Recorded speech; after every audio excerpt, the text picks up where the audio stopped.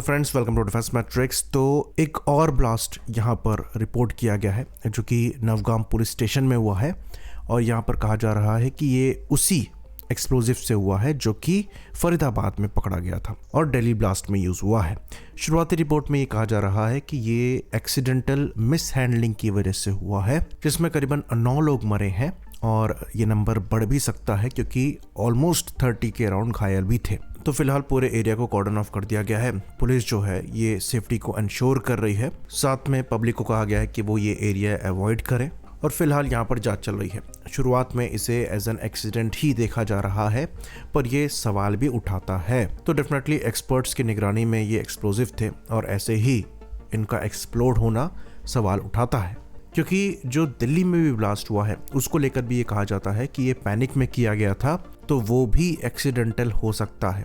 यानी कि इसके चांसेस एग्जिस्ट करते हैं कि यहाँ पर जो एक्सप्लोजिव्स हैं या तो वो ढंग से बनाए नहीं गए हैं इसलिए डेंजरस है, या फिर वहाँ पर बूबी ट्रैप को लगाया गया है जिसकी वजह से एक्सप्लोजन ट्रिगर हो जाता है। तो ये कंसर्निंग है और इसलिए यहाँ पर और ज़्यादा जानकारी की रिक्वायरमेंट है जो कि आने वाले समय में दी जाएगी। तो यहाँ पर ये जो सारे इंसिडेंट्स हो रहे हैं ये सब एक ही आतंकी मॉड्यूल से कनेक्टेड है। तो यहाँ पर JEM के पोस्टर देखे गए थे नौगाम एरिया में ही, जो कि श्रीनगर के पास है। उसके बाद FIR रजिस्टर करी गई थी अक्टूबर 19 में, और फिर ये इंटरस्टेट JEM मॉड्यूल को बस्ट करने की तैयारियां आगे बढ़ी थी। उसके बाद कुछ अरेस्ट हुए कश्मीर में ही, जिसके बाद डॉक्टर आदिल का पता लगाया गया जिसको सहारनपुर में पकड़ा गया। उसके बाद जब और इन्फॉर्मेशन निकली तो पता लगा कि AK-56 राइफल और एमुनेशन भी अनंतनाग हॉस्पिटल में छुपा के रखे गए हैं, जिसको पकड़ा गया।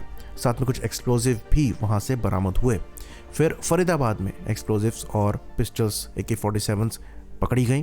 फिर इंटरोगेशन में और जानकारी निकलकर सामने आई। फिर डॉक्टर मुजम्मिल को पकड़ा गया अल फला मेडिकल कॉलेज से, जो कि फरीदाबाद में है। फिर उसके बाद और एक्सप्लोजिव्स और वेपन्स पकड़े गए, और फिर 9 नवंबर को दौज में एक आदमी पकड़ा गया जिसका नाम मद्रासी था, और उसके बाद 2563 यानी कि 2563 किलोग्राम का एक्सप्लोजिव पकड़ा गया, जो कि हफीज़ मोहम्मद इश्तियाक के घर से पकड़ा गया था। फिर एक और रेड में करीबन 358 किलोग्राम के एडिशनल एक्सप्लोजिव मटेरियल्स को पकड़ा गया। तो टोटल अराउंड 3000 किलोग्राम के बॉम्ब मेकिंग मटेरियल्स को पकड़ा गया था। और फिर इसी में जो उमर है उसने अपने आप को दिल्ली में एक कार ब्लास्ट में ब्लास्ट किया जिसमें कई लोगों की जान गई, और यहीं पर इन्वेस्टिगेशन चल रही है।